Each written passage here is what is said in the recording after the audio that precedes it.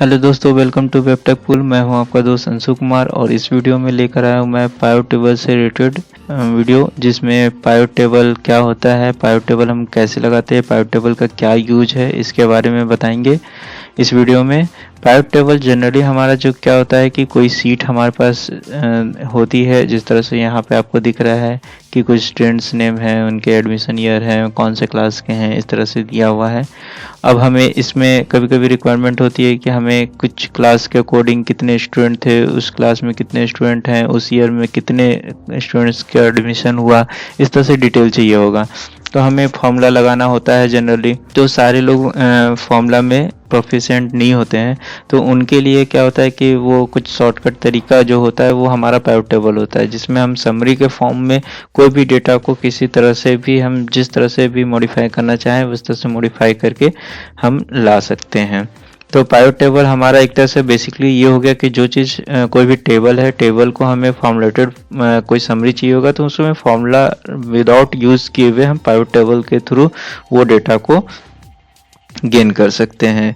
तो ये वीडियो उसी के बारे में है। तो पायोट टेबल को अच्छे से समझने के लिए वीडियो में अंत तक बने रहें, ताकि आपका कोई भी चीज़ इससे रिलेटेड कुछ भी चीज़ टॉपिक आपका छूटे ना। और हम एक एक चीज़ को पायोट टेबल में क्या क्या होता है, बेसिक चीज़ों को हम देखेंगे इस वीडियो में।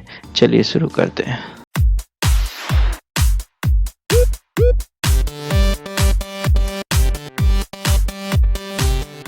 तो अब यहाँ पे अगर हम पूछे कि किस स्टूडेंट्स का यहाँ पे कितना मार्क्स है, तो आप यहाँ पे डायरेक्टली देखकर नाम देखकर यहाँ से बता सकते हैं। लेकिन अगर ऐसा पूछा जाए कि क्लास 4 में टोटल कितने स्टूडेंट्स हैं, क्लास 4 में कितने टोटल मार्क्स आए, तो इस तरह के दो, और 2016 ईयर के अगर एडमिशन ईयर के बारे में अगर देखना चाहे कि एडमिशन ईयर के अकॉर्डिंग हम स्टूडेंट्स के नेम देखना चाहते हैं या स्टूडेंट्स की काउंट देखना चाहते हैं, तो इस तरह से हमें अगर फॉर्मूला बनाना होगा तो फिर इफ फार्मूला या काउंट इफ फार्मूला या सम इफ फार्मूला करके हम बनाएंगे तो उसमें बहुत टाइम लगेगा। तो उस टाइम को बचाने के लिए ये पाइवट टेबल होता है। तो पाइवट टेबल इस तरह से आपके पास कोई भी सीट हो सकता है। अब इसमें पाइवट टेबल में हमें बस वही आपको जो जैसे बताया कि हमें समरी फॉर्म में जो भी फॉर्म विदाउट फॉर्मूला हमें लगाए हुए वो डेटा मिल जाएगा। तो यहाँ पे पाइवट टेबल लगाते कैसे हैं पहले ये भी पता होना चाहिए। नॉर्मली आपका जब ये सीट में इस तरह से फिल किया हुआ है पूरा, ये आपका पहला कॉलम है, 1 आपका पहला रो है, इस तरह से आपका सारा डिटेल अगर फिल किया हुआ है तो आपको सिंपल यहाँ पे कॉर्नर पे जाना है और वहाँ पे क्लिक करना है। क्लिक करने के बाद इस तरह से आपको पूरा सिलेक्ट दिखेगा। इस तरह से अगर ये पूरा सिलेक्ट दिखता है, यहाँ पे आपको जाना है इंसर्ट टेबल में। इंसर्ट में गए और यहाँ पे इंसर्ट पायोट टेबल, और यहाँ पर हम सिलेक्ट कर लेंगे। यहाँ पे आता है कि choose data that what you want to analyze. यहाँ पे टेबल रेंज हम सिलेक्ट करेंगे कि हमारा टेबल रेंज क्या है। तो ए से आई आपको दिख रहा है कि ए से कॉलम हमारा आई है और ए से आई है, ये सिलेक्ट कर लिया हमने। अब हमें न्यू वर्कशीट में ये खोलना है या एग्जिस्टिंग वर्कशीट में पाइवट टेबल बनाना है, इस तरह का कंडीशन आपको दिया हुआ रहेगा। तो आपको जो सिलेक्ट करना है वो आप सिलेक्ट कर सकते हैं। मैं न्यू वर्कशीट बना रहा हूँ कि दूसरा सी वर्कशीट बन जाए इसका पाइवट टेबल का, और मैं ओके कर रहा हूँ।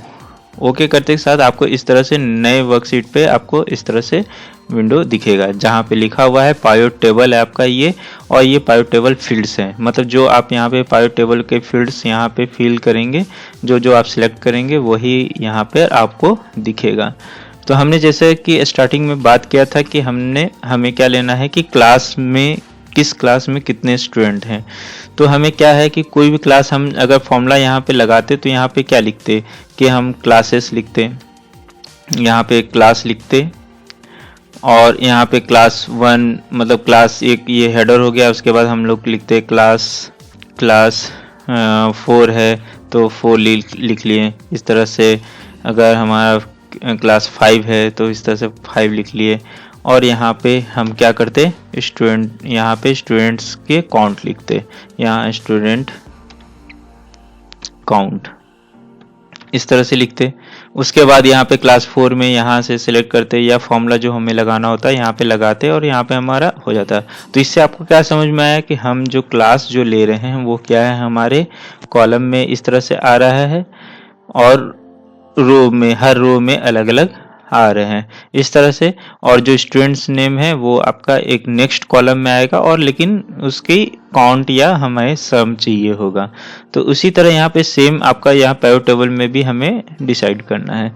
तो क्लास जो है हमारा जो क्लास हेडर है उसको हमें रो में लेना है, क्योंकि यहाँ पे अलग अलग रो में ले रहे थे।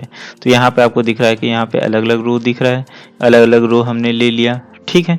उसके बाद यहाँ पे हमें क्या चाहिए, स्टूडेंट्स का नेम नहीं चाहिए, हमें स्टूडेंट्स का काउंट चाहिए। तो हम क्या करेंगे, वैल्यू हमें चाहिए उसकी, तो वैल्यू में इसे हम डाल देंगे। अब यहाँ पे आपको काउंट दिख रहा है, काउंट की जगह आप यहाँ पे जो चेंज करना चाहें वहाँ पे आप यहाँ पे क्लिक करेंगे, तो यहाँ पे दिखेगा वैल्यू फील्ड सेटिंग। तो यहाँ पे जब ओपन करेंगे तो आप यहाँ से सम, काउंट, जो आपको जिस तरह का लेना है, एवरेज लेना है, मैक्स लेना है, मिनिमम लेना है, वो आप सिलेक्ट कर सकते हैं। तो हमें नॉर्मली अभी काउंट चाहिए तो हम काउंट सिलेक्ट कर लेते हैं, उसके बाद ओके करेंगे। तो यहाँ पे आपको दिखेगा कि ये क्लास हो गए, क्लास 4 में, क्लास 5 में, क्लास 6 में, इस तरह से आपके स्टूडेंट्स की संख्या आ गई। अब इसी तरह से हमें देखना है कि यहाँ पे ये पूरे पाइवट टेबल का मैं यूज़ करके बता देता हूँ। इसमें आपको दिखेगा कि ईयर है, ईयर के अकॉर्डिंग देखना है कि फिल्टर कौन सा है। तो इसको हम क्या कर लेते हैं, फिल्टर में डाल देते हैं। फिल्टर में आपको कैसा दिखेगा, यहाँ पे एक फिल्टर का ऑप्शन बन जाएगा, यहाँ पर आप सिलेक्ट मल्टीपल आइटम्स पे क्लिक कर दीजिए। यहाँ करने के बाद आपको ओके करेंगे, यहाँ पर आपको दिखेगा कि इस तरह से सिलेक्ट करने के लिए आ रहा है। अब हमें जिस ईयर का चाहिए होगा, 2016 का चाहिए, तो हम ओनली 2016 किए, तो यहाँ पे आपको दिख जाएगा 2016 का। इसी तरह हम 2017 का क्लिक कर लेते हैं, चेक कर लेंगे, चेक करेंगे 2017 को, यहाँ पे ओके करेंगे, आपको यहाँ 2017 का डिटेल आ जाएगा। तो इस तरह से हम फिल्टर का यूज करते हैं। ऑल पे क्लिक कर देंगे तो हमारे ऑल आ जाएंगे इस तरह से। अब यहाँ पे जैसे आप क्लिक करेंगे तो ये पाइवट टेबल भी आपका आ जाएगा। अब ये तो सारी चीज़ें हो गई कि यहाँ पे रो भी हो गया, ये कॉलम हो गया। अब इसी ईयर को अगर हम चाहते हैं कि इसी क्लास 4 में जितने जितने ईयर हैं उनके हर ईयर के हिसाब से अपना काउंट स्टूडेंट्स नेम आ जाए, तो इसको हम क्या करेंगे कि अलग कॉलम में अगर डालना चाहे तो कॉलम में डाल सकते हैं। तो ये एक अलग कॉलम बन गया, देखिए स्टूडेंट्स का नाम हो गया, ये कॉलम 2016 के अकॉर्डिंग, 2017 के अकॉर्डिंग, और इस तरह से आपका टोटल इस तरह से हो गया कि 2016 में इतने स्टूडेंट थे, 2017 में इतने स्टूडेंट थे, और टोटल हमारे पास इतना स्टूडेंट हो गया। तो ये हमने क्या किया, एक्स्ट्रा कॉलम ऐड करने के लिए हम कॉलम में डालेंगे, फिल्टर करने के लिए फिल्टर में डालेंगे। इस तरह से आपको दिख रहा है कि हम इस तरह से हम चेंजेस कर सकते हैं। तो ये हमारा टोटल पाइवट टेबल का होता है नॉर्मल बेसिक, कि हम पाइवट टेबल जब बनाएंगे तो किस तरह से बनाते हैं, हमें किस रिक्वायरमेंट को कोडिंग बनाते हैं, ये भी हो गया। तो हमें जो भी चीज़ चाहिए होगा हम यहाँ से अपना सिलेक्ट करके बना सकते हैं। यहाँ से हम उठाकर इसको रिमूव कर सकते हैं। अब यहाँ पे हम अगर स्टूडेंट्स के क्लास के अकॉर्डिंग हम स्टूडेंट्स के अगर टोटल मार्क्स भी चाहते हैं कि जानना कि कितना कौन से स्टूडेंट में, तो टोटल मार्क्स अपन यहाँ पे उठाकर वैल्यूज में डाल देंगे तो टोटल मार्क्स भी दिखेगा। तो यहाँ पे अभी काउंट दिख रहा है, तो यहाँ से हम सम कर लेते हैं, तो आपको यहाँ पे सम दिख जाएगा, टोटल सम मार्क्स इतने हुए हैं। तो इस तरह से हम मार्क्स वगैरह या जो भी चीज़ देखना है पाइवट टेबल में, इस तरह से हम चेंजेस कर सकते हैं। तो दोस्तों एक तो तरीका हमारा ये हो गया कि पाइवट टेबल इस तरह से लगाते हैं, लेकिन समटाइम्स क्या होता है कि यहाँ पर आप देखे होंगे कि नॉर्मली हम यहाँ पे इंसर्ट करेंगे, एक इंसर्ट क्या हो रहता है रो अलग से, और इसमें क्या होता है कि यहाँ पर आपका सब टोटल लिखा हुआ होता है। नॉर्मली फॉर्मूला जो लगा होता है सब टोटल का फॉर्मूला लगा हुआ होता है।